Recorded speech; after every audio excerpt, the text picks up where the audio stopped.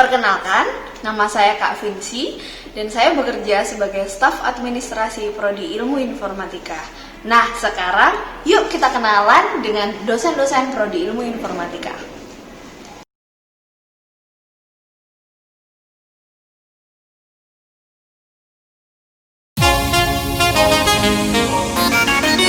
Oke, yuk kita langsung kenalan dengan dosen yang pertama. Dosen yang pertama, beliau adalah Kepala Program Studi Ilmu Informatika dengan nama lengkap Edwin Alexander Eskom Mkom. Beliau adalah dosen yang sangat semangat. Kalau mau tahu semangatnya apa, nanti kalian cari tahu sendiri ya, waktu sudah masuk.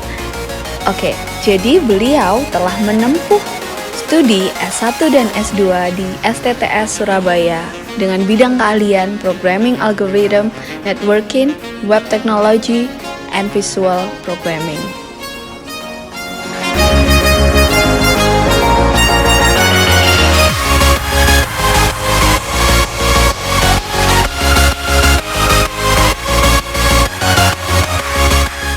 Dosen berikutnya adalah Kepala Lab Prodi Ilmu Informatika dengan nama lengkap Stefanus Surya Dharma Tanjung, MT PhD. Beliau menempuh studi S1-nya di ITS, S2 di ITB, dan S3 di NTU. Bidang keahlian beliau adalah IoT, Computer Vision, Microcontroller, and Image Processing.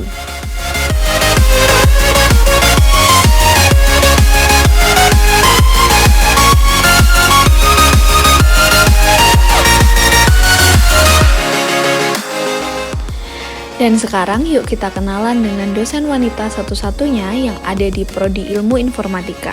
Beliau adalah Yosefina Vincentia Riti Eskom MN. Beliau adalah Kepala Pusdik UKDC Surabaya. Beliau telah menempuh studi S1 di UKDW Yogyakarta dan S2 di UGM Yogyakarta. Bidang keahlian yang beliau tekuni adalah Information System, Image Processing, and Web Development.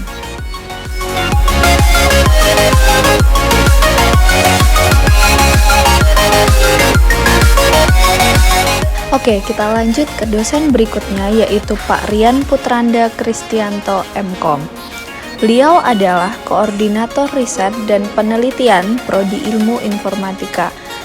Beliau telah menempuh studi S1 dan S2 di Amikom Yogyakarta dengan bidang keahlian Computer Science, Optimization Algorithm, and Swarm Intelligence.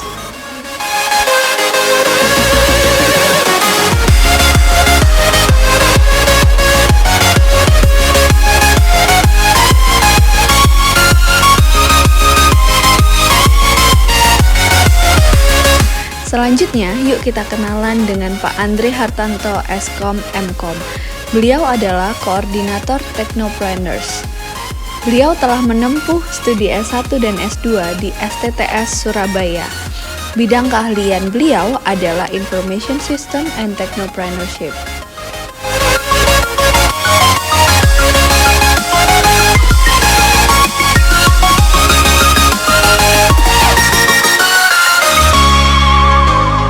Untuk lebih mengetahui tentang kegiatan-kegiatan yang ada di dalam Prodi Ilmu Informatika, kalian wajib follow Instagram kita di @ifdharmacendika dan like Facebook page kita di Informatics Department, dan juga kalian harus subscribe YouTube channel kita di DC Informatics dan kunjungi website kita di informatika.ukdc.ac.id. Oke, jadi itu tadi dosen-dosen Prodi Ilmu Informatika. Nah, sekarang masih akan ada banyak hal yang akan kami tunjukkan ke kalian semua. Jadi tonton terus video ini. Oke? Halo, selamat pagi. Dengan saya Priskolius Evrolino Janus. Kembali lagi di Education Podcast Informatika UKDC. Saya sendiri dengan angkatan 2019 dan di sebelah saya ada Pak Edwin Alexander, kemudian di sebelahnya lagi ada Pak Andre, dan di sebelahnya lagi ada Pak Rian, Dan di sebelahnya lagi ada Bu Angel sebelah kiri saya. Kemudian bersama Pak Steph.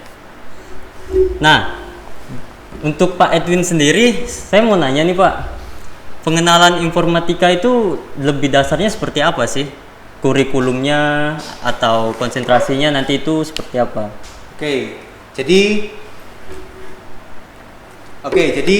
acara pada siang hari ini itu ditujukan untuk adik-adik kelas kalian angkatan mahasiswa angkatan 2020, di mana di sini kita akan lebih memperkenalkan prodi informatika dengan dihadirkan para dosen dan juga staf agar kalian lebih mengenal prodi informatika lebih dalam lagi, karena ada pepatah bahwa tak kenal maka tak sayang, ya kan? Jadi setelah kalian kenal, harap menyayangi kami semua di sini, ya. Nah, di informatika ini kita mempunyai kurikulum, ya. Kurikulumnya nanti bisa kalian baca di buku pedoman akademik yang berupa soft file-nya sudah bisa kalian dapatkan. Di situ sudah tertera mata kuliah yang bisa kalian ambil, mata kuliah yang bisa kalian inginkan itu seperti apa di semester 1, semester 2, semester 3 sampai semester 8. Ya kan? Terus kemudian di semester 6 itu kalian sudah bisa mengambil mata kuliah pilihan. Apa sih mata kuliah pilihan itu? Mata kuliah pilihan itu adalah mata kuliah yang ditujukan untuk kalian yang ingin mengambil konsentrasi tertentu. Di informatika UKDC ada 4 konsentrasi. Yang pertama adalah computer science, yang kedua adalah software engineering, yang ketiga adalah computer networking, dan kemudian enterprise system yang keempat. Ya, 4 konsentrasi ini dipersiapkan oleh prodi informatika UKDC dengan tujuan agar kalian nanti bisa mencari kerja, kalian bisa membuka usaha lebih mandiri, kalian siap bekerja dimanapun kalian inginkan, ya. So kalian saya harapkan ketika kalian mengikuti kurikulum di informatika UKDC itu bisa tahan banting, kalian bisa lebih kuat, lebih struggling untuk menghadapi tantangan-tantangan oleh dosen-dosen yang ada di sini, ya. Jangan takut, jangan gampang menyerah, jangan putus asa. Kenapa sih kok saya menyampaikan seperti ini? Karena banyak mahasiswa informatika itu ketika kuliah semester 1 oke, semester 2 oke, semester 3 mulai goyang, semester 4 tambah goyang, semester 5 mulai karam, semester 6 tenggelam sudah, entah kemana. Tenggelam itu dalam artian apa? Bisa saja berhenti kuliah atau tidak sanggup mengikuti semester berikutnya, jadi mengulang di semester-semester sebelumnya, semester 3, semester 4 diulang lagi, atau ya sudah pindah jurusan yang lebih gampang, ya kan? Itu pengalaman yang saya alami ketika saya mengajar di informatika di beberapa kampus sebelumnya. Jadi saya harap kalian di informatika UKDC, contoh dengan Kak Rizko sebelah saya ini yang sudah berjuang hingga semester 2, bisa dilihat kan masih ada semangatnya, masih bisa tersenyum lebar, ya kan? Itu menandakan bahwa kalau kalian bisa mengikuti informatika UKDC itu sangat amat menyenangkan, ya. Terus kemudian untuk rencana studi di informatika ini sama seperti yang sudah disampaikan oleh Ibu Dekan kita tadi, kurang lebihnya seperti itu. Dengan saya perjelas lagi bahwa ketika kalian sudah semester atas, kalian mau mengambil mata kuliah di atasnya lagi, contoh semester 3 mau mengambil mata kuliah semester 5, bisa, asal IP kalian di atas 3, ya. Jadi ada beban maksimal SKS yang ditentukan oleh IPK. Kalau kalian ingin lulus lebih cepat, usahakan IP kalian bagus. Nanti di akhir diskusi akan ada diskusi mengenai lebih penting mana sih, proses atau hasil. Nah, di situ nanti kita akan saling sharing antar dosen. Mungkin ada yang menganggap bahwa hasil itu lebih penting, ada yang menganggap bahwa proses itu lebih penting, atau mungkin keduanya, atau ada poin tambahan lagi yang lebih penting dari keduanya itu. Nah, nanti kita akan diskusi bersama di akhir sesi. Diharapkan itu bisa menambah wawasan kalian Jangan sampai fokus kalian itu misalnya fokusnya itu hasil. Oh, IPK-nya harus 4. Jadi kalian mati-matian belajar siang malam, belajar informatika tok tanpa bersosialisasi demi mendapatkan IPK 4 misalnya. Nah, prosesnya itu salah atau kurang tepat. Jangan sampai seperti itu. Ya. Nah, di evaluasi studi juga sama, mirip dengan yang disampaikan dengan Bu Dekan. Kita ada standar minimalnya, yaitu kita di 3,2. Harapan kita dengan standar tersebut, kalian bisa setidaknya setelah lulus layak mendapat ijazah, layak untuk dianggap sarjana komputer, Eskom, ya, layak untuk bekerja di perusahaan-perusahaan yang bagus-bagus. Oke. Evaluasi studi itu akan terdiri dari keaktifan, terus kemudian ada tugas, ada kuis, UTS dan UAS.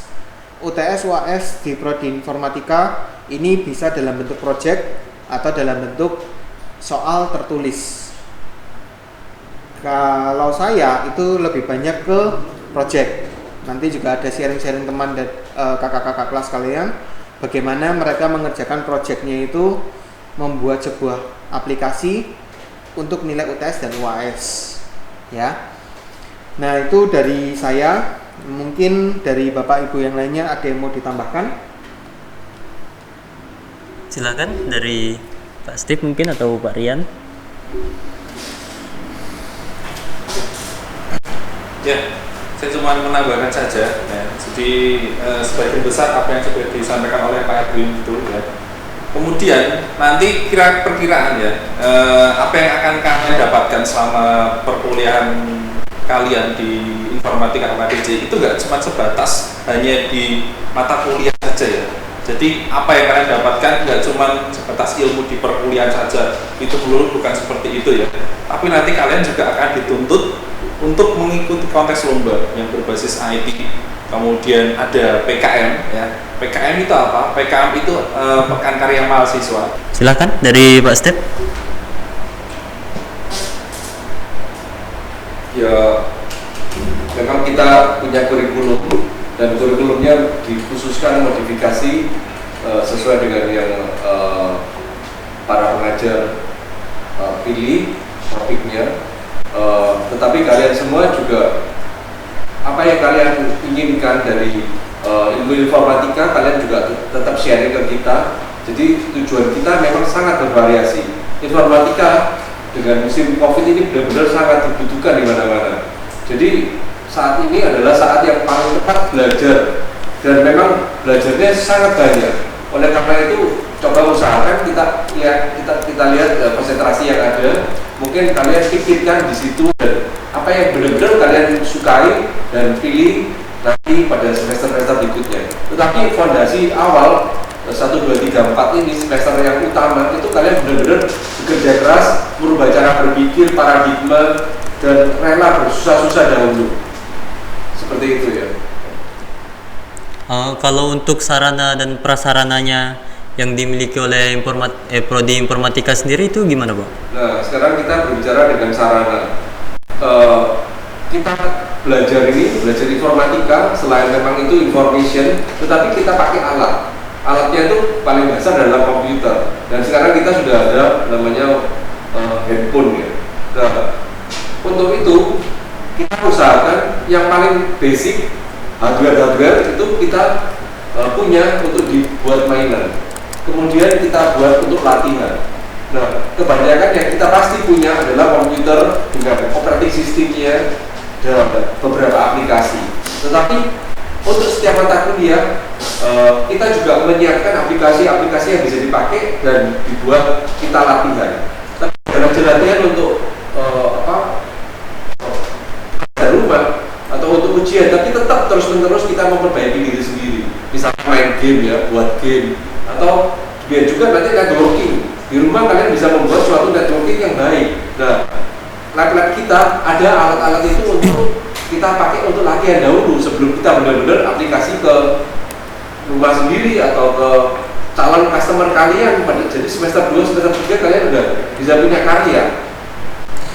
Seperti itu ya. Jadi prasarana akan disiapkan agar setiap perkuliahan sudah ada alat yang kita bisa pakai. Ya, seperti itu. Berarti semakin baiknya mahasiswa berperan, semakin bagus hasilnya, Pak. Iya benar, semakin berani mencoba mengeset sesuatu hardware yang kita sediakan, semakin bisa terlatih. Kita coba siapkan alat-alat yang paling sederhana, dari digital atau dari yang analog sampai yang cukup yang terakhir. Oke, baik, terima kasih Pak Steve, Pak Rian. Kita lanjut ke Pak Andre sekarang. Mau menanyakan tentang harapan apa sih yang diinginkan dari lulusan informatika ini? Ya, harapan kami untuk lulusan dari informatika UKDC ini bisa berkembang di dalam dunia bisnis, segala bisnis ya. Jadi informatika ini sebenarnya tidak monoton selalu program saja. Banyak sekali dari informatika ini yang bisa dilakukan dalam berbagai hal gitu. Jadi untuk kalian sendiri, kalau saya pribadi nih ya, dari waktu semester waktu pertama kali masuk informatika ini sudah sekitar kita sudah bisa memprogram. Ini sudah saya coba untuk mulai memprogram beberapa bisnis aplikasi-aplikasi gitu. Jadi mulai dari awal kalian masuk dalam informatika ini, kalian sudah mulai mencari pengalaman seperti itu. Jangan takut apabila aplikasi kalian seperti kok jelek atau seperti apa. Otomatis nanti secara berjalannya waktu kalian sendiri akan memiliki pengalaman untuk memperbaikinya seperti itu. Oke, terima kasih pada Pak Andre. Nah, sekarang kita lanjut nih dengan yang paling ditunggu ya. Soalnya cewek sendiri nih dosennya. Sebenarnya ada dua, cuman satunya nggak masuk. Nah, yang masuk ini yang bisa hadir cuman admin dari informatika sendiri. Ya, Bu Angel, sebagai admin di prodi informatika nih Bu, apa aja sih yang dilakuin? Oke. Jadi admin di informatika saya menghandle penginputan jadwal perkuliahan kalian di Siakat, biar kalian bisa pada lihat di Siakat, lalu dosen juga bisa lihat di Siakat. Lalu saya juga menghandle pergantian jadwal mata kuliah kalian, dan juga jika dosen-dosen mempunyai pengumuman yang harus disampaikan kepada mahasiswa, saya bisa menyampaikan itu lewat grup WA yang sudah terbentuk di setiap angkatan. Ya, kiranya itu kerjaan saya. Nggak ada yang lain Bu? Oke, makasih dari Bu Angel ya. Bu Angel apa Kak Angel nih? Kalian bisa panggil saya Bu Angel, bisa panggil saya Kak Angel, bebas deh saya. Oke, kita lanjut lagi. Ini untuk Pak Edwin nih. Lebih memilih hasil atau proses, Pak? Oke, ini yang tadi diskusi dosen ya, diskusi bersama. Nanti saya juga ingin tanggapannya dari tiap-tiap dosen di sini, karena pasti setiap dosen ini akan mempunyai pandangan yang berbeda-beda mengenai diskusi tentang proses atau hasil. Yang lebih utama, yang lebih penting itu yang mana, itu pasti akan ada sudut pandang yang berbeda, paradigma yang berbeda, ya. Nah, kalau menurut saya lebih kecenderungan lebih mengutamakan tujuan. Tujuan itu akan menentukan proses dan hasil. Contohnya, ketika kalian ingin mencapai tujuan sebagai orang sukses, kalian mau menjadi orang sukses, itu yang kalian lakukan, prosesnya itu seperti apa, itu yang akan menentukan hasilnya. Kalau kalian prosesnya itu cuma setengah hati, 50% saja kalian berusaha, otomatis kalian akan hasilnya akan menjadi orang yang mempunyai penghasilan ya cuma setengah atau kurang maksimal jugaan. Sama seperti kalian kuliah, kalian tujuannya hanya sekedar lulus, ya, sekedar lulus, maka hasilnya juga ya pokoknya lulus, IPK-nya itu 2,75, 3,0, terus kemudian prosesnya ya pokoknya ngumpulkan tugas, selesai. Nah, itu tujuannya adalah yang penting lulus. Kelihatan ya bedanya ya.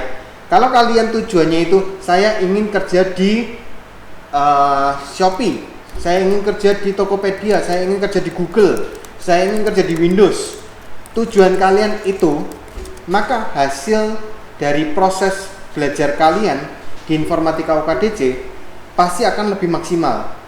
Prosesnya kalian akan cari tahu di mana-mana tentang tugasnya Pak Edwin ini tentang Alpro. Kok tugasnya gampang ya? Saya ingin yang lebih menantang. Cuma membandingkan angka misalnya. Oh, saya ingin yang bisa mengurutkan padahal belum disuruh misalnya. Nah, itu bisa memotivasi kalian. Terus kemudian hasilnya kalian mendapatkan IP yang maksimal. Ya, jadi tujuan kalian itu yang menentukan proses dan hasil. Kalau kalian tidak mempunyai tujuan, maka proses dan tujuan kalian juga proses dan hasil kalian juga akan ya gitu-gitu aja. Let it flow, ya kan? Kayak lagunya Frozen itu. Oh, bukan ya, itu let it go ya, salah. Nah, ini let it flow pepatahnya. Itu akan membuat kalian itu santai, ikut arus, ya kan? Jangan seperti itu. Yang angkatan sebelumnya, kakak-kakak kelas kalian ketika masuk itu diinterview dulu, saya interview dulu, saya tanyain dulu, ya. Banyak yang sudah mundur duluan nih, sudah istilahnya itu keder duluan, udah takut duluan dengan kata-kata saya, ya kan? Yang angkatan baru itu juga ada satu mahasiswa calon mahasiswa baru yang mundur akhirnya setelah ketemu saya sebelum PSBB kemarin. Yang setelah PSBB kan kalian cuma sekedar online kan, akhirnya nggak bisa ketemu saya langsung, ya kan? Untung kalian berarti nggak bisa interview langsung dengan saya. Nanti akan ada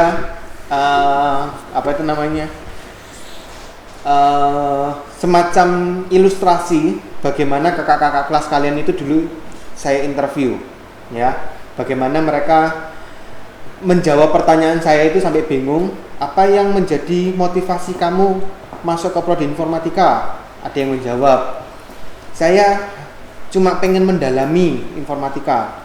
Jawaban saya apa? Ya sudah, belajar aja di rumah. Google itu lebih pintar, ya kan? Kamu bisa belajar di Google jauh lebih pintar daripada saya, jauh lebih pintar daripada dosen-dosen di sini. Ya kan, kemarin anak SMA juga ada yang ngomong bahwa kalau tujuan sekolah itu hanya menjadi pintar, Google itu lebih pintar. Ya kan, tetapi kenapa kok perlu sekolah? Kenapa kok perlu kuliah? Ya karena di situ akan ada tuntunan dari dosen-dosennya untuk mencapai hasil. Ada proses yang lebih jelas. Ya, sekali lagi, kalau dari saya pribadi, yang perlu kalian set sekarang ini, ketika kalian masuk ke informatika, set tujuan kalian.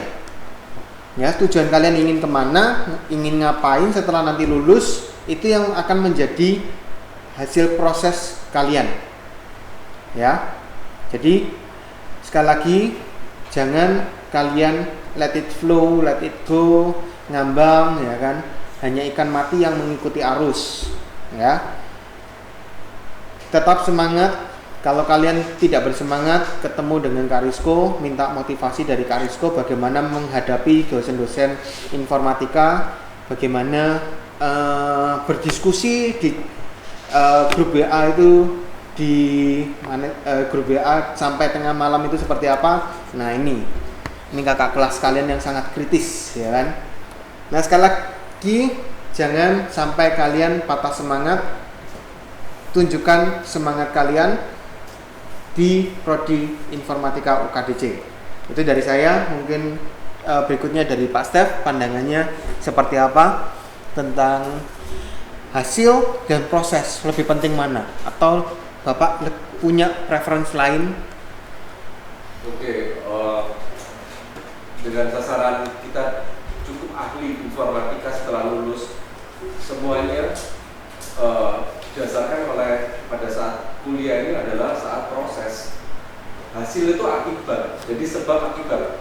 Sebabnya yaitu tadi kan tujuan, gitu. Setelah punya tujuan, kalian melakukan sesuatu yang namanya perkuliahan, belajar. Dan sekarang ini sudah ditekankan adalah student centered learning. Malahan student centered learningnya bisa-bisa di luar rumah ya. Dan kalau student centered learning itu apa sih? Itu kalian belajar sendiri, uji sendiri. Misalkan PR-nya aja cuma angka yang lebih besar yang lebih kecil ditampilkan di layar, kalian udah bisa buat sortir. Seperti itu. Itulah student centered learning.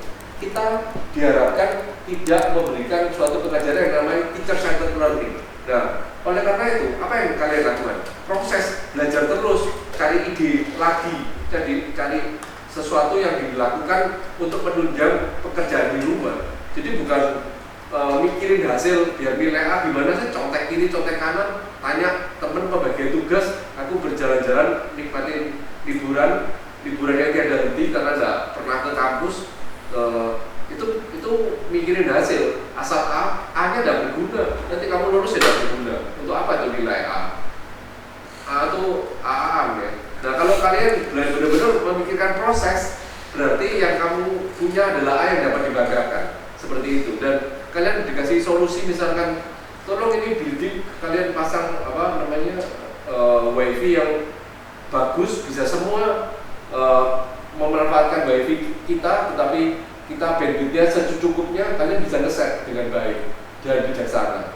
Ya seperti itu. Tapi itu hasil daripada proses yang udah di kalian latih selama setiap satu semester satu mata kuliah gitu ya. Satu topik dilatih terus begitu. Oke. Terima kasih dari Pak Stef. Silakan, ada yang mau menambahkan dari Pak Andre? Ya mungkin kalau saya sendiri pribadi sih ya, antara proses, hasil, dan tujuan. Ya mungkin kalian sendiri pertama kali masuk sini belum tahu tujuan kalian apa. Jadi mungkin saya kurang sedikit setuju lah kurang dengan Pak Edwin untuk masalah tujuan ya. Karena saya pribadi pun dulu waktu masuk informatika, saya tidak tahu tujuan saya apa. Jadi dalam informatika ini seperti yang tadi dibilangkan ke Pak Stef ya, untuk semester 1, 2, 3, 4 itu kalian harus pegang teguh seperti itu. Itu adalah dasar dari informatika sampai kalian lulus. Kalau kalian megang semester 4 semester itu, di semester depannya itu lebih mudah seperti itu. Misalnya nih contoh, ada untuk semester awal gitu, misalnya kita buat mainan logika itu dari pelajaran Apro mungkin biasanya ya, buat bangun kotak, melakukan programming seperti itu, atau buat, kalau saya dulu tugas ya buat bintang mantul-mantul atau buat game snake seperti itu. Itu kalian harus kerjakan sendiri, jangan sampai mencontek. Karena kerjakan sendiri. Kalau hasilnya jelek pun ya tidak apa-apa, terima saja. Kalian harus kerja sendiri sampai bisa, sampai kalian menemukan logika itu sendiri. Nanti dari logika yang terbentuk itu kalian secara bertahap akan sendiri bisa melakukan adaptasi untuk semester-semester selanjutnya. Jadi semester selanjutnya akan menjadi lebih mudah seperti itu. Makanya dari sini, dari segi saya sendiri ya lebih mengutamakan proses. Dari proses ini nanti semester-semester selanjutnya kan kalian sendiri akan ada penjurusan. Mungkin nanti semester berapa Pak penjurusannya? 6 ya. Mulai dari semester 6 itu kalian bisa milih computer science, terus networking, seperti itu. Oke, terima kasih. Oke, terima kasih dari Pak Andre. Silahkan Pak Rian. Menarik banget ya kalau kita lihat tanggapan para dosen-dosen ini menyampaikan mana yang lebih penting dulu sebetulnya, hasil atau proses. Nah, saya sendiri punya tanggapan pandangan yang berbeda. Gini, saya merujuk terlebih dahulu dari pernyataannya Pak Andre yang menjelaskan tadi ke depan masa depannya kalian bagaimana. Nah, di depan itu Pak Andre ini menyarankan karena kalian itu nanti bakalnya diarahkan ya, mau nggak mau kerja meskipun baik itu mandiri atau nanti ke bisnis ya, jadi problem solvingnya di situ. Nah, menjawab pertanyaan apakah mana yang lebih penting, hasil atau proses. Nah, selama ini kalian nanti di perkuliahan ya, selama kalian kuliah di UKDC ini, kalian yang saya harapan saya kalian lebih mementingkan ke proses dulu ya. Apalagi kalau besok skripsi itu yang dicek, yang diuji sama kita dosen-dosen itu nggak cuman mana hasil tugasmu akhirmu seperti itu, enggak, tapi kita nanti juga bakal uji teknologi apa yang mau dipakai, kemudian ada bug atau enggak, kemudian besar pemrograman yang dipakai apa, itu kita semua cek. Kemudian jadwal pengambilan data sampling seperti apa, itu kita cek seperti itu. Artinya kita juga melihat ke proses. Nah, nanti kalau setelah kalian lulus kemudian kerja, kita nggak perlu mikirin itu lagi, tapi kalian lebih cenderung ke hasil ya. Ketika nanti kalian kerja sebagai programmer, bos kalian itu nggak bakal ngurusin kamu mau pakai teknologi ini, mau pakai bahasa pemrograman itu, nggak ngurusin. Yang penting aplikasinya mana, itu hasil yang kita lihat. Bos kamu mau lihat kamu mau nangis darah, mau sampai guling ngobrol ke depan belakang, itu nggak ngurus. Yang penting hasilnya, aplikasinya jadi. Nah, itu kalau menurut saya seperti itu. Jadi selama ini kuliah kita proses dulu ya, kemudian setelah kuliah kalian kerja atau kalian usaha bisnis baru ke hasil. Itu Kak Prisco tanggapan saya. Oke, terima kasih Pak Rian. Dari Bu Angel? Saya kira sudah cukup. Karena yang berbicara juga sudah ekspertis ya. Oke, terima kasih. Ya, saya percayakan pada mereka. Terima kasih. Oke, saya mau menambahkan sedikit ya Kak Rizka. Iya, silakan Pak. Jadi tadi sudah dilihat pandangan masing-masing dosen di sini berbeda-beda ya.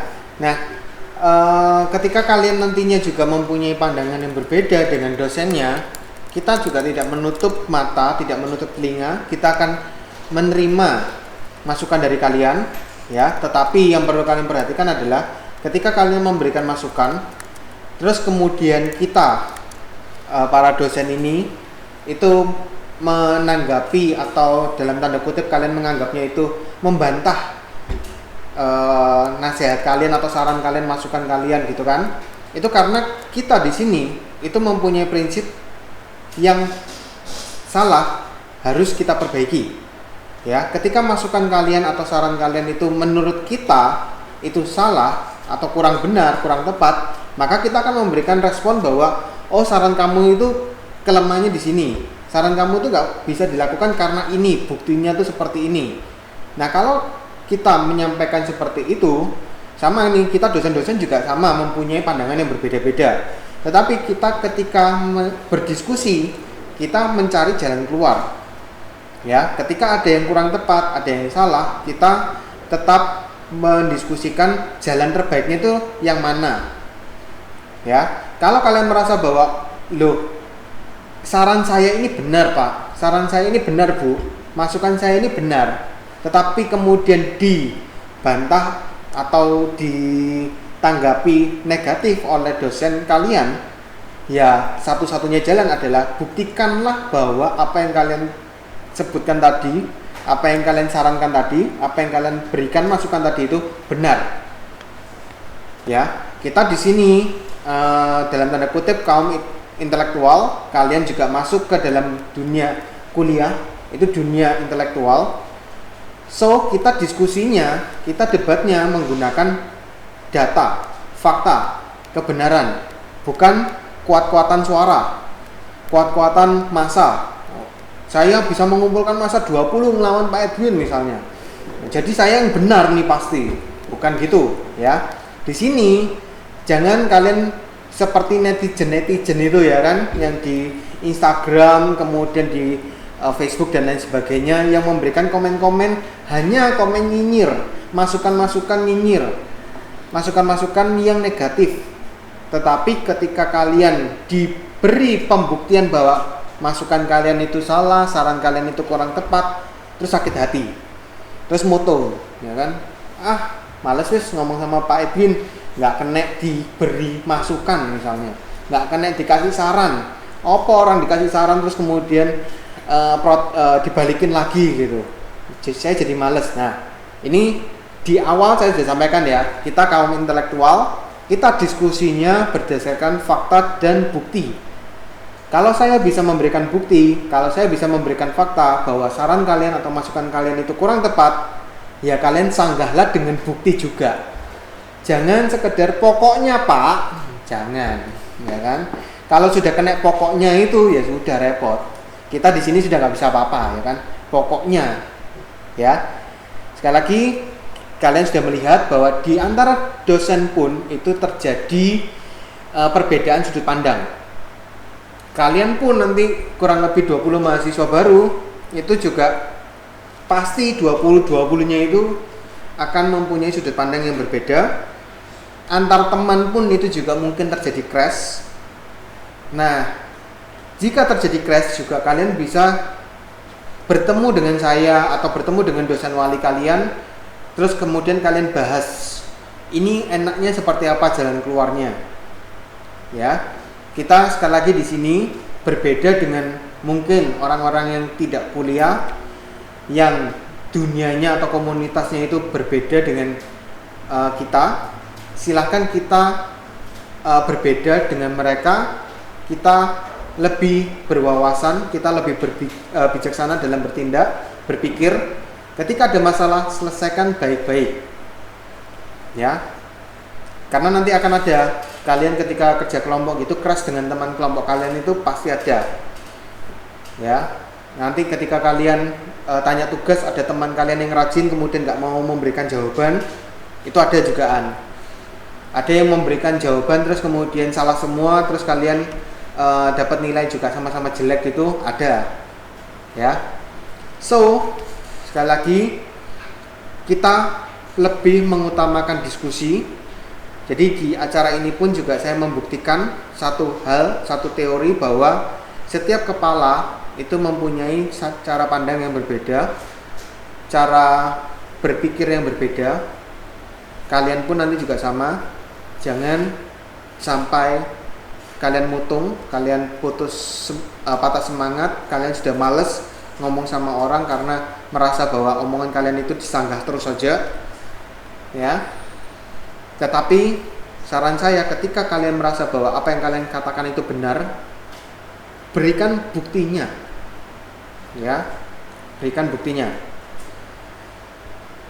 Sekian dari saya. Mungkin nanti ketika kalian ada yang mau menyampaikan aspirasi, inspirasi dan lain sebagainya, ya nanti akan ada sesinya di acara sesi tanya jawab.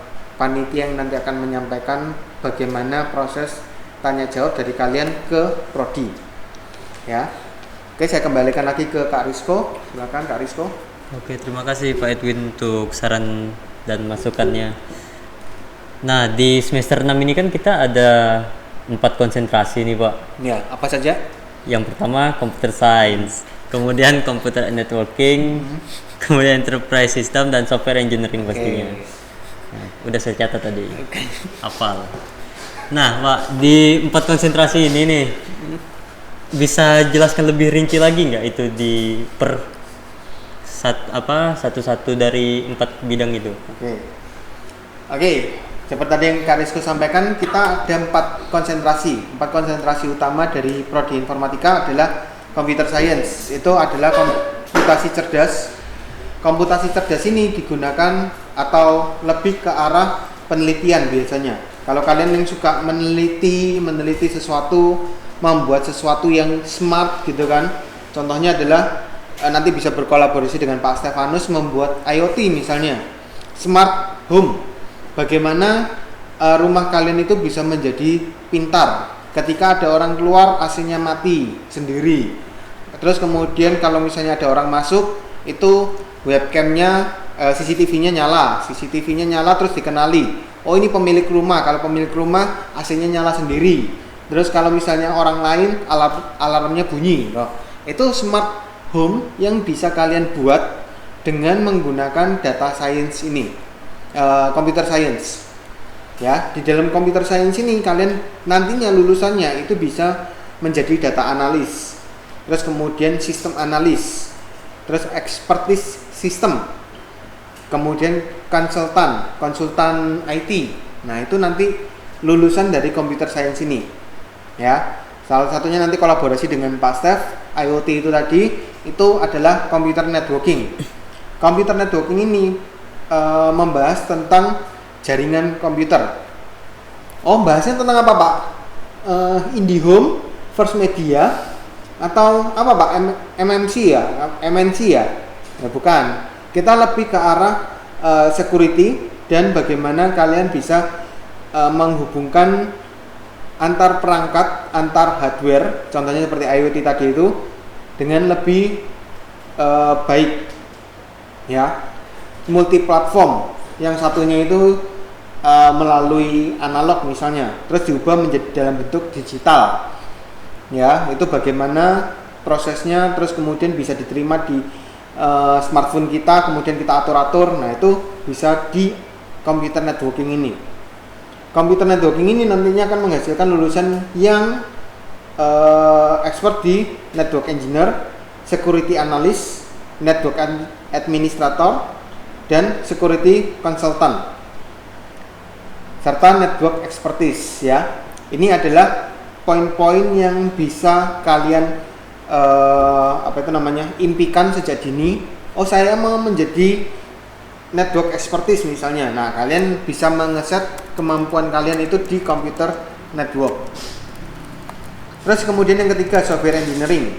Software engineering ini untuk mempelajari tentang perancangan dan analisa sistem perangkat lunak yang terintegrasi. Ya, perangkat lunak itu apa? Ya, bahasa kerennya adalah software. Ya. Nah, di sini kalian nantinya kalau lulus di konsentrasi ini menghasilkan lulusan yang jago ngoding, yaitu programmer tentunya, ya kan? Terus kemudian web developer, game developer, technopreneur, IoT developer, ya. Nah, ini adalah profil-profil lulusan yang masuk ke konsentrasi software engineering. Terus kemudian yang terakhir, enterprise system. Ini adalah ilmu yang mempelajari tentang penggunaan teknologi dan sistem informasi terintegrasi. Terintegrasi itu adalah contohnya ketika kalian kerja di pabrik besar, terus kemudian punya cabang di 4 kota lainnya misalnya. Nah, sistem-sistemnya perusahaan ini, pabrik-pabrik ini itu harus saling terkoneksi, terhubung, terintegrasi. Dari data-data yang terintegrasi ini bisa menghasilkan informasi yang membantu para atasan mengambil sebuah keputusan.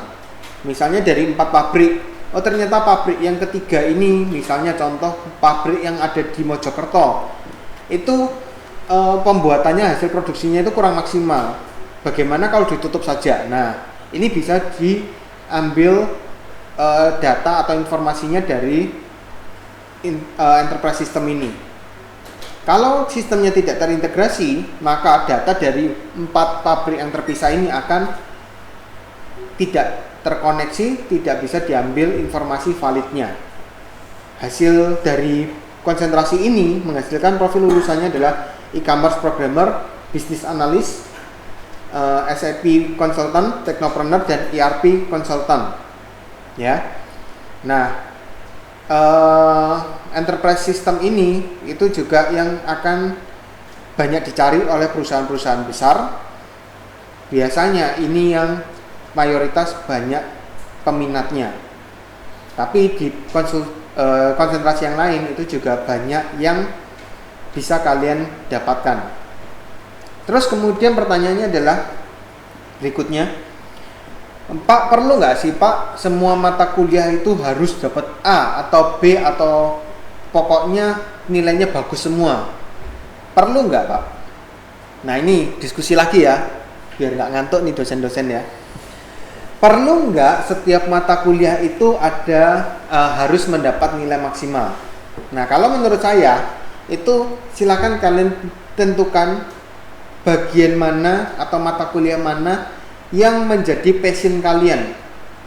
Kalau tadi saya berfokus pada tujuan, menentukan proses dan hasil, jadi saya akan menentukan mata kuliah mana yang penting itu tergantung konsentrasi apa yang akan kalian tuju. Kalau kalian misalnya lebih tertarik ke computer science, ya silakan kalian dalami saja computer science itu atau mata kuliah yang berkaitan dengan computer science. Loh, kenapa kok seperti itu, Pak? Karena sama seperti dunia kerja sekarang ini, ketika di dunia kerja ini biasanya lowongan pekerjaannya itu ada kriteria. Kriterianya itu akan lebih spesifik, menguasai Java misalnya, menguasai data analis, menguasai data science misalnya, menguasai jaringan. Nah, ada kriteria khusus. Biasanya itu nggak mungkin yang random, menguasai jaringan, menguasai computer science, menguasai apa lagi, itu biasanya enggak. Nah, jadi saran saya lebih baik kalian mendalami apa yang menjadi passion kalian, apa yang menjadi keinginan kalian untuk lebih expert di bidang apa. Ya, contoh Dr. Steve ini, doktor bukan dokter. Doktor itu untuk gelar S3. Nah, untuk meraih ke gelar S3 itu diperlukan fokus dan tujuan yang jelas, ingin menghasilkan apa. Nanti bisa di-sharingkan oleh Pak Stefanus bagaimana meraih doktornya. Terus kemudian dalami itu, karena nggak mungkin S3 pun itu random computer vision dengan jaringan misalnya. Biasanya itu lebih fokus di computer vision. Dalami itu, ya. Jadi kalau saran saya sih lebih baik kalian tentukan tujuannya, kemudian kalian bisa memilih mata kuliah mana yang terkait. Bisa nggak kalau misalnya kok networking dengan computer science? Ya bisa, jadinya yang IoT tadi itu, ya. Nah, nanti prosesnya bagaimana? Di semester 6 itu kalian sudah bisa mengambil MK pilihan, mata kuliah pilihan, 4 mata kuliah yang menjadi konsentrasi utama kalian, ditambah dengan 2 mata kuliah pilihan di konsentrasi lain. Contoh networking, kalian mau fokus di networking, ambil mata kuliah konsentrasi networking 4 mata kuliah, 2-nya bisa misalnya computer science atau software engineering atau enterprise system. Bisa dikombinasi seperti itu, tetapi yang pokok harus 4 mata kuliah. Oke, itu dari saya. Mungkin silakan Pak Stef. Oke, terima kasih Pak Edwin. Nah, dari Pak Stef saya mau nanya nih Pak, untuk computer science sendiri itu seperti apa Pak? Karena kan Bapak lebih cocoknya dipanggil Sensei Steve ya, dari Jepang, lulusan Jepang ya Pak ya? Ya, silakan Pak. Lulusan Singapura tapi kerjanya di kampus di Jepang. Oh iya. Tapi saya computer engineering, bukan computer science. Computer engineering ya, oke baik. Jadi teknik komputer, S3 saya. Tapi dari itu semua, karena itu termasuk ilmu informatika, yang paling utama itu adalah mata kuliah basic yang tadi udah diutamakan, yang udah diucapkan ya. Nah, tanpa itu semua kalian tidak bisa survive. Sudah 3 atau 4 yang paling dasar. Misalkan struktur data ya, yang utama ya. Tapi itu sebelum masuk struktur data harus juga bisa algoritma programming ya. Tanpa itu ya sudah selesai. Kalian tidak lulus struktur data mungkin tidak usah kuliah lagi. Karena itu fondasinya. Algoritma programming tanpa itu ya sudah tidak usah lagi. Atau database adalah agak dunianya yang lain lagi. Tapi kalau tidak lulus database ya sudah tidak usah yang dunia ERP dan sebagainya. Udah selesai di situ. Ada lagi operating system. Kalau operating system misalkan tidak lulus, mungkin kalian bisa suruh admin aja di suatu company untuk lakukan. Tapi tanpa itu sendiri kamu udah kehilangan dunia komputer itu apa ya? Itulah kerangkanya. Yaitu salah satu mata kuliah dasar. Selain itu ada yang lain. Networking itu adalah second layer ya, setahu saya. Ya kurang lebih demikian. Mungkin ada Bapak. Oke, terima kasih Pak Steve. Kita mau lanjut ke dosen baru nih, Pak Andre ya. Ya. Untuk Pak Andre sendiri ini lebih expertnya di mana, Pak? Saya sendiri kan mendalami di information system. Jadi saya memang karena punya kerjaan sendiri, usaha sendiri. Jadi secara pribadi saya lebih memang mendalami untuk bagaimana dalam suatu informatika ini, pelajaran ilmu informatika ini dipergunakan dalam bisnis saya sendiri, seperti itu sih. Jadi mungkin bisnis saya yang dulu mungkin belum menggunakan sistem, sekarang sudah menggunakan sistem, seperti itu. Kalau saya sendiri pribadi, apakah kalian sendiri perlu mendapatkan nilai terbaik, misalnya untuk mata kuliah ini mendapatkan nilai A atau ini dapat nilai B? Menurut saya sangat perlu kalian mengusahakan yang terbaik. Kalau perlu nilai A semua tidak masalah, karena nilai itu adalah proses. Jadi kalau nilai kalian B atau C, sama aja kalian tidak menjalani proses itu. Seperti itu. Jadi kalau saya bilang tadi, proses sangat penting karena proses akan menentukan hasil. Kalau hasil kalian adalah C atau D, itu namanya kalian tidak menjalani proses itu. Jadi menurut saya semua mata kuliah sebisa mungkin ada yang terbaik, seperti itu. Oke.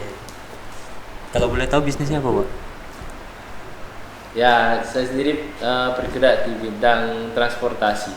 Oke, transportasi ya, Pak ya. Terima kasih untuk Pak Andre, karena saya sendiri baru ngelihat hari ini Pak Andre-nya. Pernah lihat sih. Ya kan saya baru kenal, Pak. Oke, kita lanjut ke Pak Rian ya. Udah mulai ngantuk kayaknya Pak Rian. Monggo Pak Rian, gimana Pak? Expertnya di mana nih? Selama 1 semester ngajarin kita di kampus UKDC. Expertise-nya apa ya? Kalau dari 4 konsentrasi yang disebutkan Pak Edwin ya, mungkin saya sendiri cenderung masuk ke konsentrasi computer science gitu. Ya tadi ya seperti dibilang Pak Edwin, bagaimana cara kita membuat perangkat lunak yang serba smart. Jadi kalau mungkin skalanya sistem informasi ya, information system ya, bagaimana membuat sistem informasi yang cerdas. Jadi itu masuknya ke computer science. Computer science ya, Pak. Ilmu komputer itu kita pelajari di konsentrasi itu, ilmu komputer science. Itu saya kira itu. Oke, terima kasih Pak Rian. Bu Angel, ada yang mau disampaikan juga? Oh iya Pak, untuk dari nilai-nilainya sendiri nih gimana nih? Setuju nggak kalau misalnya A semua? Saya merujuk jawabannya Pak Edwin ya, udah terjawab soalnya sama Pak Edwin ya. Iya. Ya kembali lagi sih, fokuslah sama yang mata kuliah yang mau jadi passionnya ya. Karena memang nggak semua besok kita kerja itu semua mata kuliah itu pakai ya. Artinya contohnya kita kerja jadi programmer ya. Masuk toh warga negaraan mata kuliahnya harus A. Kan ya itu ya. Oke. Saya kira itu Mas. Oke Pak, terima kasih ke Pak Rian. Nah, Bu Angel, apa nih yang mau disampaikan buat mahasiswa-mahasiswanya? Pesan saya sih buat kalian mahasiswa baru, tetap semangat. Kalau masalah nilai, just do your best because sesuatu yang kalian lakukan itu proses tidak akan mengkhianati hasil. Oke, jadi semangat aja, semangat dan tetap sehat. Terima Oke. kasih. Nah, jadi yang kalau belum tahu Miss Angel ini, dia lebih expertnya di bahasa Inggris. Jadi kalau mau kursus boleh langsung aja. Nah, ini kita ada dapat beberapa pertanyaan nih dari teman-teman mahasiswa baru dan beberapa didapetin dari masyarakat umum. Jadi hal-hal kayak berbau-bau informatika gitu, nggak jauh-jauh dari situlah. Nah, pertanyaan yang pertama nih, hal-hal umum apa aja nih yang perlu diketahui oleh mahasiswa baru yang terjun ke bidang informatika ini? Dari dosen mungkin ada yang mau jawab. Random. Oke, Pak Edwin. Silahkan Pak, nunjuk saya tunjuk Pak Edwin. Oke, seperti yang kalian sudah lakukan ketika kalian mendaftar, terus kalian diminta untuk mengisi Google Form yang berisi pertanyaan. 20 pertanyaan bahasa Inggris, pilihan ganda, kemudian ada soal logika matematikanya, ya kan? Nah, itu 20 pertanyaan bahasa Inggris yang saya berikan itu, kalau kalian merasa bahwa itu sulit, itu susah, itu wah nanti masuk informatika segini sulitnya, ya mohon dipertimbangkan lagi, ya kan? Kenapa kok saya mengatakan itu? Karena soal pilihan gandanya itu 20 soal bahasa Inggris itu saya ambil adalah soal komputer anak kelas 7. Jadi anak kelas 1 SMP yang saya ambil. Di situ cuma ada Word, ada Excel, ada Paint, terus kemudian ada sedikit jaringan, terus kemudian ada sedikit aplikasi yang isinya itu untuk mengetes kalian, wawasan kalian tentang informatika itu seperti apa sih. Nah, kalau itu saja kalian merasa kesulitan, ya mohon dipertimbangkan lagi. Kalian bisa belajar lagi tentang dunia informatika lebih dalam lagi, atau mungkin ada yang mengatakan bahwa oh iya Pak, bahasa Inggrisnya sulit. Nah, ada sudah admin prodi jago bahasa Inggris, ya kan, sebentar lagi mau lulus S2 bahasa Inggris, ya kan. Nah, itu sudah kita siapkan fasilitasnya. Ketika kalian bingung bahasa Inggris itu seperti apa, ada sudah tenaganya. Terus kemudian di bagian kedua ada tentang logika soal cerita matematika. Nah, di situ itu juga soal-soal yang saya ambil untuk anak-anak SMP SMA. Soal-soal SMP SMA itu cuma gampangannya, misalnya kambing diikat di pojokan. Terus berapa luas yang bisa dimakan, luas rumput yang dimakan oleh kambing tersebut. Soal seperti itu banyak yang salah. Hitungannya itu ada yang satu lingkaran penuh, ada yang menghitungnya itu nggak tahu pakai rumus apa gitu, bisa hasilnya itu aneh gitu kan. Itu saya membaca itu kok aneh ya ini jawabannya ya, dapat dari mana ya, mungkin pemikiran kalian itu out of the box itu ya silakan monggo ya kan. Tapi kalau matematika itu biasanya ilmu pasti itu ya sudah pasti jawabannya ya kan, nggak mungkin lagi di luar kotak. Nah itu saya ingin ngetesnya di situ itu bagaimana cara berpikir kalian ya. Kalau di situ juga kalian merasa bahwa sulit, ya nanti tugas-tugas kita di sini itu mayoritas juga akan banyak menyelesaikan masalah, menyelesaikan soal cerita.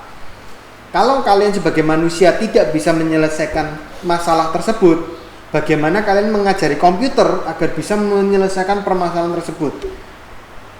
Kalian diminta untuk menentukan dua itu bilangan ganjil atau bilangan genap.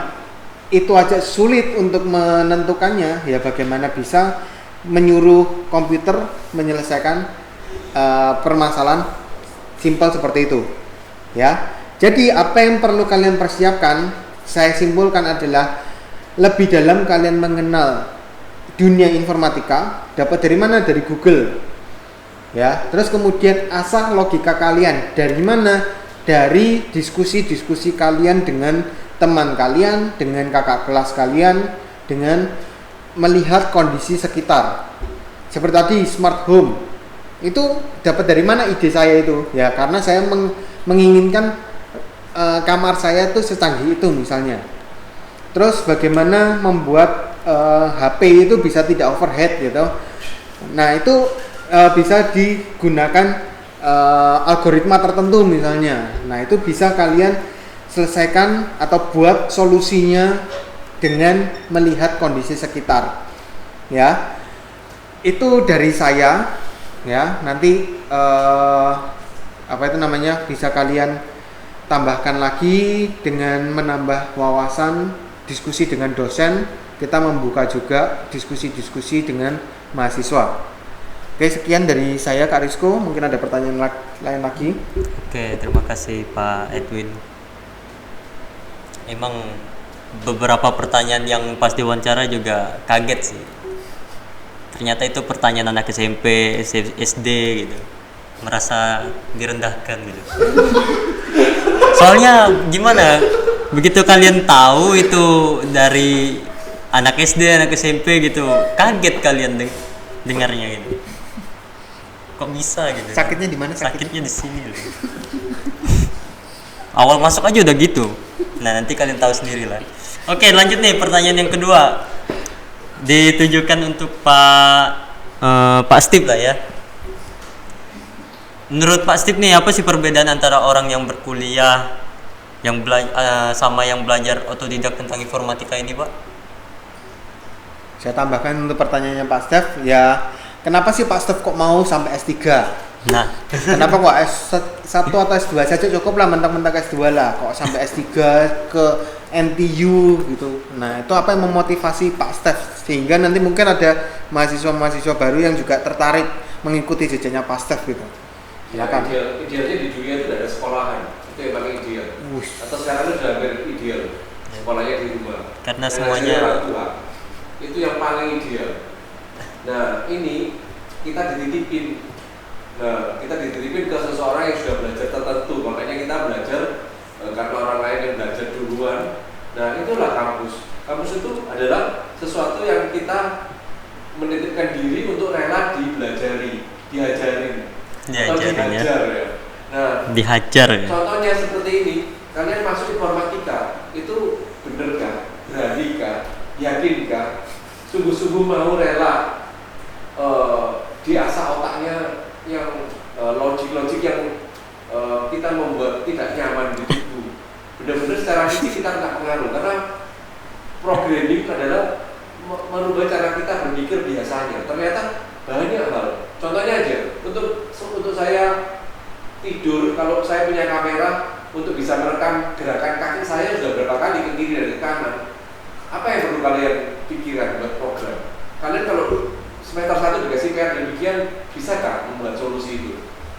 Nah, itu akan tampak kalian belajar fondasi-fondasi, maka mungkin bisa 10 tahun, 20 tahun tidak kuat hasilnya. Nah, dengan saya kuliah lagi, itu ternyata cukup cepat. Saya hanya belajar 1 semester mata kuliah tertentu, misalkan computer vision itu berdasarkan ada beberapa gerakan daripada pixel, saya belajar dari itu, sudah bisa. Atau contohnya proyek saya dengan National Cancer Center di Singapura, saya ikut operasinya orang sakit kanker di mulut karena ngerokok. Jadi saya dapat teman orang itu dicopot, diberikan ke kita. Saya punya tim student doktoral dari berbagai negara di Singapura. Kankernya kita lihat, kita gambarkan dalam bentuk 3 dimensi. Nah, dengan 3 dimensinya kanker itu kita bisa tahu tampak itu perlu dioperasi. Idealnya ya orang nggak dioperasi dulu toh, dipakai kamera, tapi kamera bisa beberapa mikron dapat. Nah, itu kerjanya berapa orang? Kerjanya berapa student PhD? Kerjanya 3 student PhD, 2 doktoral, postdoctoral position, seperti itu. Jadi kalau kalian belajar sendiri ya silakan, bisa puluhan tahun. Tetapi idealnya kalau kalian sudah punya passion kelas 1, kelas 2 kelas 1 SMP, kelas 2 SMP sudah punya passion, tetap bisa lakukan konsentrasi database, belajar sendiri. Kalau nggak mau kuliah seperti Bill Gates dan Steve Jobs, it's okay. Mungkin kita boleh itu 1, 2, 3, 4, kalian mau konsentrasi, kalian pilih, setelah itu kalian tahu aplikasi semester 2 sudah bisa lepas, ya silakan aja drop out seperti Bill Gates dan Steve Jobs. Tapi itulah esensinya adalah proses. Mereka udah punya proses sudah lama. Bill Gates udah punya proses sebelum kuliah di Harvard. Kuliahnya apa sih, ekonomi dia, bukan komputer tapi ada Paul Allen yang ngajarin dia. Ya contohnya itu. Steve Jobs belajarnya apa? Steve Jobs nggak punya duit untuk kuliah. Kalian beruntung, kalian punya uang untuk kuliah. Steve Jobs cuma belajar kaligrafi gratisan di kampusnya. Dia belajarnya di mana nggak tahu. Tapi akhirnya dia buat sesuatu. Contohnya lagi yang menarik ya, object oriented programming sebagai operating system ya. Max itu software yang canggih, operating system yang canggih dari idenya apa? Idenya sudah lama, tapi Bill Gates yang membuat dia realisasi di hardware dia. Nah, itu oke lah, itu seperti itu. Oke, terima kasih dari Sensei Steve. Agak ekstrim ya pendapatnya. Karena untuk maba-maba yang sekarang tolong jangan goyah. Bukan berarti kuliah secara otodidak itu bagus. Emang bagus. Cuman expertnya lagi kalian bakal dapat di kampus. Karena kalian bakal langsung dibimbing sama yang pro-nya. Bisa face to face lagi. Masa kalian lihat YouTube doang, kan nggak mungkin. Nggak asik gitu.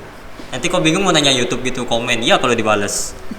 Oke, lanjut pertanyaan yang ketiga. Nah, pertanyaan untuk dosen-dosen informatika semua nih yang di UKDC. Yang menjadi kenapa bisa masuk di informatika apa sih? Monggo, mungkin dari Pak Rian dulu baru muter ke sini ntar. Saya dulu sih. Iya, enggak. Kan Bapak paling ujung. Sebagai penutup. Ada ketertarikan sendiri atau bagaimana? Kenapa masuk di informatika ya? Iya. Ini alasannya mungkin pribadi banget. Enggak apa-apa. Kan kita juga diwawancara pertama masuk sama Pak Edwin. Ya mungkin jalan Tuhan ya. Iya, jalan Tuhan. Habis itu karena apa namanya? Tuhan kan lebih tahu apa yang kita lebih tahu daripada kita ya. Dari situ akhirnya saya terjebak, terus kemudian saya lebih dalam lagi, saya jadi lebih pakar di situ. Ya mungkin apa namanya? Saya juga nggak merasa menyesal ya masuk computer science ya. Dari situ saya apa namanya lebih bisa tahu, lebih bisa bagaimana mencapai tujuan saya. Itu, saya kira itu. Oke, terima kasih Pak Rian. Monggo Pak Andre. Saya pribadi masuk informatika itu sebenarnya juga nggak tahu. Jadi seperti tadi ini sudah saya jelaskan, nggak tahu mau masuk informatika itu ngapain. Karena dari awal yang saya tahu informatika itu tentang logika. Nah, saya tidak suka kimia, saya tidak suka biologi, untuk jadi dokter tidak cocok. Mau jadi pelajaran fisika juga nggak suka. Jadi semua pelajaran di sekolah itu saya nggak suka. Jadi tahunnya ya sudah saya masuk informatika dulu gitu. Nah, kenapa mungkin sedikit tambahan dari mungkin kalau Pak Edwin ngasih tugas-tugas pertanyaan untuk masalah logika itu, mungkin kalau ada yang jawabnya salah seperti apa, kalian jangan takut. Waduh, aku banyak salahnya nih. Sama pelajaran anak SD aja saya nggak bisa. Nanti gimana dong logika saya nanti waktu masuk informatika? Kalian jangan takut karena logika itu akan terbentuk seiring dengan proses kalian mau belajar seperti itu. Oke, terima kasih. Monggo Pak Edwin selaku kapolri kita. Oke, jawabannya sih sama sih. Kalau dirangkum itu semuanya adalah jalan Tuhan. Mulai dari Pak Andre, kemudian saya, itu juga sama jalan Tuhan. Kenapa kok saya bisa bilang jalan Tuhan? Saya pun itu sebetulnya SMA-nya itu di Jakarta. Saya sudah dipersiapkan secara pikiran manusia. Itu nanti mau masuknya tuh di IPB, Institut Pertanian Bogor. Terus kemudian masuk ke teknik pangan, kerja di perusahaan pangan. Nah, yang berhubungan dengan pangan lah. Itu sudah diset oleh manusia, oleh kita, oleh keluarga saya. Tetapi ternyata Tuhan berkehendak lain yang memaksa keluarga saya pindah ke Surabaya. Nah, ketika pindah di Surabaya, itu juga daftar itu juga di kampus, beberapa kampus hanya menggunakan raport, kemudian masuk. Kebetulan di tempat alma mater saya itu diterima dengan potongan 50%. Ya sudah, masuk aja. Masuk, nggak ngerti kan dari Jakarta nih, nggak ngerti ini kampus ini seperti apa, informatikanya itu seperti apa. Ternyata ini adalah sekolah swasta yang levelnya itu sama seperti sekolah negeri. Killer informatikanya ya kan, sudah ngeri duluan itu. Masuk sudah anjlok, IPK-nya sudah anjlok. Nah, terus kemudian sudah nyemplung ya, sudah terlanjur basah, sekalian renang ya kan. Renang sampai ujung ternyata hasilnya kurang memuaskan. Hasil memuaskan itu apa? IPK. Saya dari keluarga yang berpatokan pada nilai. Nilai itu harus bagus. IPK saya kurang 2, sekian. Terus kemudian daripada ngulang mata kuliah lagi, ya sudah ngulangnya di mana? Di S2. Jadi S2 itu untuk remedi saya. untuk memperbaiki nilai saya. Jadi kalau kalian menganggap bahwa nanti S1 kalian itu kurang, ya sudah kalian remedinya nanti S2 aja, jangan ngulang mata kuliah lagi, eman-eman ya kan. Kalian ngulang mata kuliah lagi dapat nilai A, IPK-nya 4, tetap gelar kalian Skom. Ya, saya IPK S1 2, ngulang di semester di S2 gelarnya Mkom. Jadi ini tips dari saya ketika kalian nanti merasa bahwa aduh aku gagal nih di S1, lanjutkan S2 ya. Jangan merasa bahwa apa yang kalian dapatkan di S1 itu sudah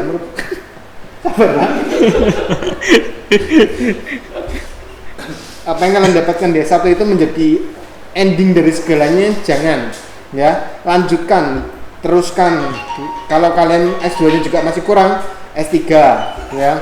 Mungkin Pak Stef itu seperti itu, tapi malu mengungkapkan ya kan. Itu dari saya. Silakan nanti kalau kalian merasa bahwa aduh susah nih informatika, butuh motivasi, temuilah kita ya kan. Bagaimana kita bisa jalan di informatika. Terima kasih. Oke, terima kasih Pak Edwin. Nah ya, jadi kalau kalian udah bisa simpulkan, dosen-dosen sini itu juga sebenarnya sama seperti kita. Cuman sedikit unggulnya mereka lucknya gede gitu. Luck sih. Iya dong, kan bisa lulus S2 karena nilai S2 saya itu tinggi loh, karena memang saya bisa. Tenang aja. Iya, lucknya gede. Nah, kalau kalian merasa bahwa kita itu perbedaannya dengan kalian itu apa? Perbedaannya adalah kita kuliah lebih dulu. Oh, gitu. Nah, Okay. kalian bisa nggak lebih jago dari kita? Bisa. Ya, karena fasilitas kalian itu amat sangat didukung sekarang ini. Contohnya apa? Kita dulu membuka Google 15 menit. 15 menit loading cuma Google gitu tak loh. Ini 15 menit. Kalian buka Google sekarang langsung muncul. Kita kemudian mau cari data pakai disketnya penuh ya kan, terusan nggak bisa apa-apa lagi karena ada gambar-gambar atau foto-foto lah, foto-foto untuk penelitian, bukan foto-foto yang aneh-aneh. Itu sudah penuh ya kan. Kalian sekarang USB itu sudah berapa giga? Dulu floppy disk itu 3,7 mega. Bayangkan. Nah, itu fasilitas kalian itu sekarang itu jauh lebih baik daripada kita zaman dulu kuliah. Kalau kalian merasa bahwa kita lebih jago, salah. Ya, justru kalian yang harusnya lebih jago daripada kita. Menang kita hanya pernah kuliah duluan. Ya, kalau kalian nanti merasa bahwa nggak bisa melangkahi kita, ya berarti mindset kalian salah. Justru saya mengendorse kalian lebih jago daripada kita. Kalau kita memacu kalian itu jauh lebih tinggi daripada waktu kita kuliah dulu, jangan menganggap bahwa oh Pak Edwin balas dendam, mentang-mentang dulu kuliahnya dipersulit. Pak Edwin dulu kuliahnya gara-gara dosennya killer, makanya Pak Edwin sekarang jadi killer sama mahasiswanya. Enggak. Ya, jadi apa yang saya terima baik dari dosen saya dulu pasti akan saya tularkan ke kalian. Ya, yang baik pasti akan saya tularkan. Kalau kalian merasa bahwa oh Pak, kenapa sih Bapak kok seperti ini? Silakan tanyakan ke saya akan berikan alasannya. Saya seperti tadi saya sampaikan, kita forum diskusi, kita intelektual, pasti ada alasan.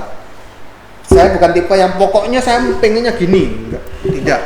Ya, tetapi lebih ke arah diskusi. Kalian pengen penjelasan, silakan tanya-tanya ke kita. Pak, kenapa kok Pak Stef itu lebih ke student center learning? Apa Bapak males ngajar misalnya? Ya kan? Kenapa kok kita sudah bayar kuliah kok harus belajar sendiri? Nah, silakan kalian tanyakan, Pak Stef pasti dengan senang hati akan menjelaskan alasan dibalik sikapnya Pak Stef itu. Ya, jadi jangan merasa minder duluan dengan kita. Kalian bisa lebih hebat daripada kita. Ya, itu pesan saya. Oke, terima kasih Pak Edwin. Kita langsung ke Pak Steve ya. Penutup. Nah, penutup nih. Pertanyaan yang tadi ditanyain sama Pak Edwin sebenarnya udah lama dipertanyakan sama mahasiswa di angkatan 2019 itu, kenapa lebih mencondong ke student center learning gitu daripada kita bahas sama-sama kayak gitu.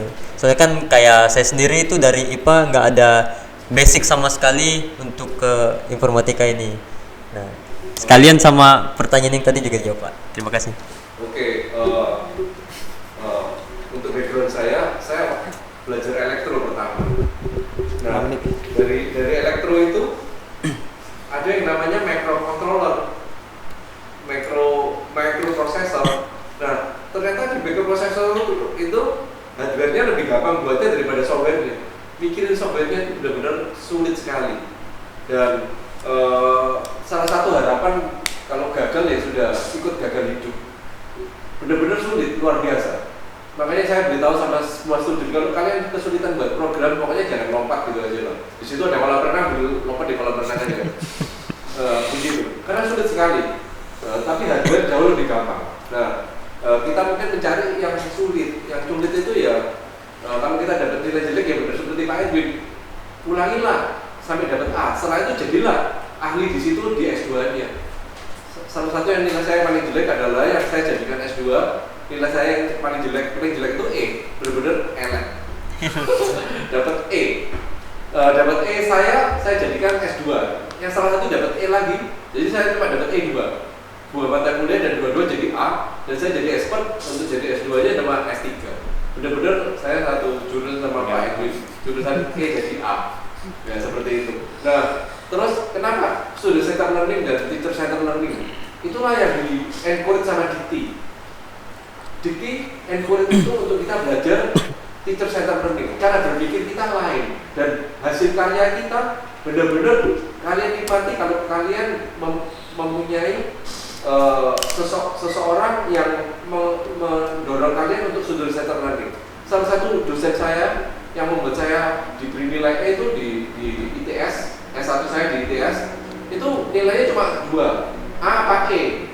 E-nya bukan E biasa loh. E sakit perut, E pingin masuk rumah sakit, E pingin lompat. Jadi E-nya menyakitkan luar biasa karena ini program gampang, gitu. Tetapi tidak selesai untuk satu bulan dan fondasinya aja belum belajar, buku belum diajar. Kalian beruntung, teacher centered learning, student centered learning sekarang sudah ada buku ya, sudah ada question and answer.